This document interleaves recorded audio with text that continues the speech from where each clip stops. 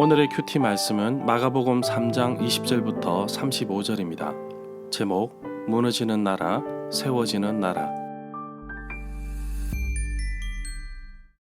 먼저 앞뒤 문맥을 살펴보겠습니다. 마가복음은 성경을 모르는 로마 사람들에게 예수님을 소개하고 있는데 성경에 대해서 구약의 인용은 자제하고 사건에 대해서 친절하게 설명하고 있습니다.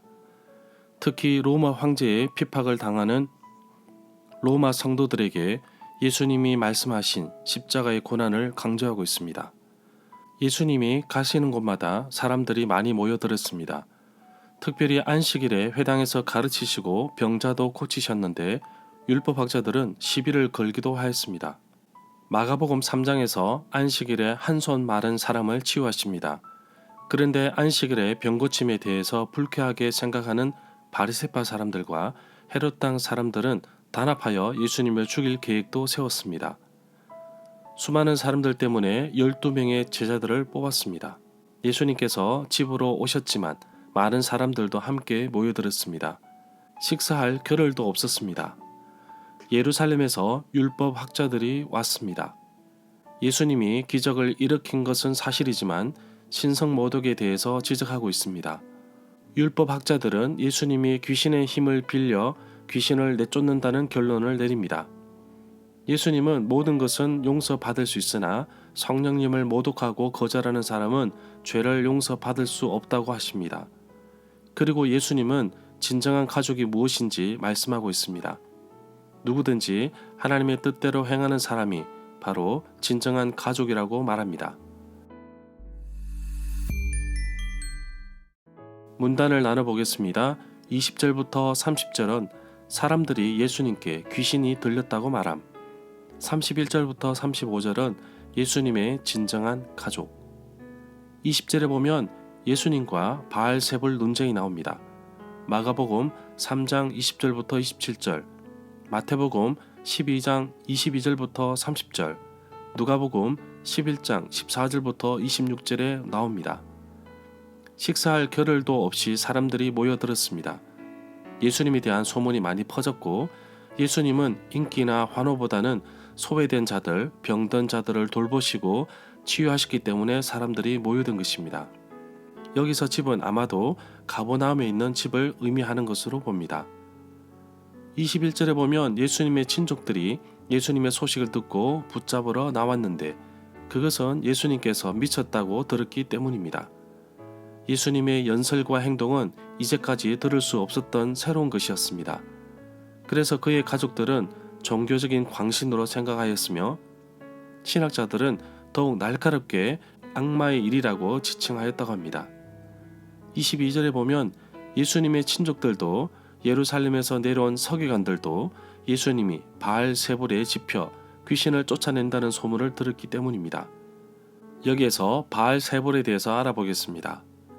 본래는 바알세붑, 높은 거처의 주라는 뜻을 의미하는데 블레셋 사람들의 신이고 이스라엘 사람들은 이를 파리의 주라는 뜻으로 풀이했습니다. 이를 유대교에서는 바알세불, 오물의 신으로 고쳐서 우두머리 마귀를 가리키는 말로 썼습니다. 23절에 보면 예수님의 변정은 사탄이 사탄을 쫓아낼 수 없다는 것입니다. 24절부터 26절에 보면 이 단락의 결론은 그러면 분쟁이 일어나서 망하게 된다는 것입니다.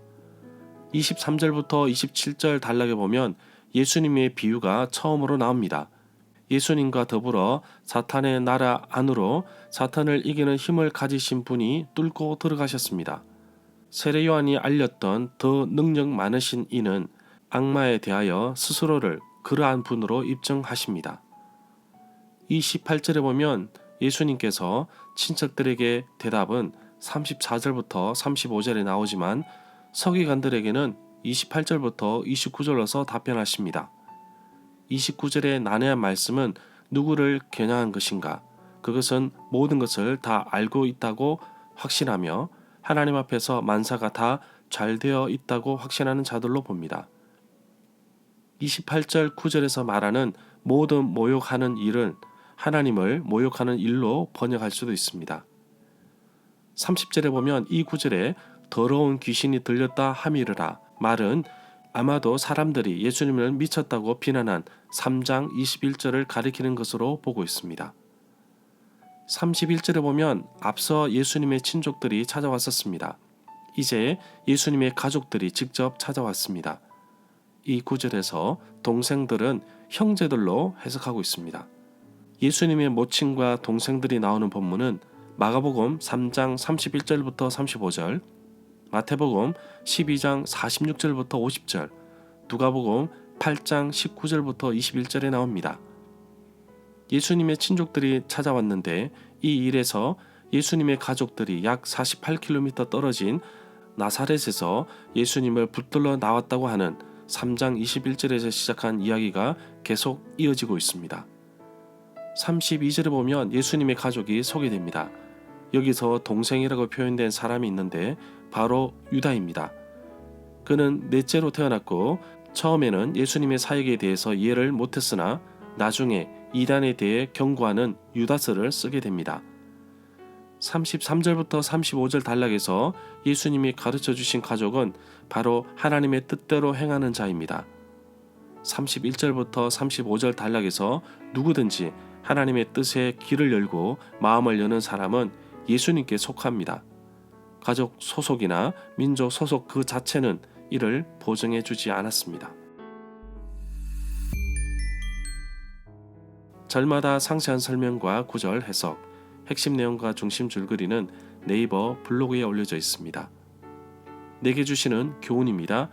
빛이 있으면 어둠은 물러가기 마련입니다.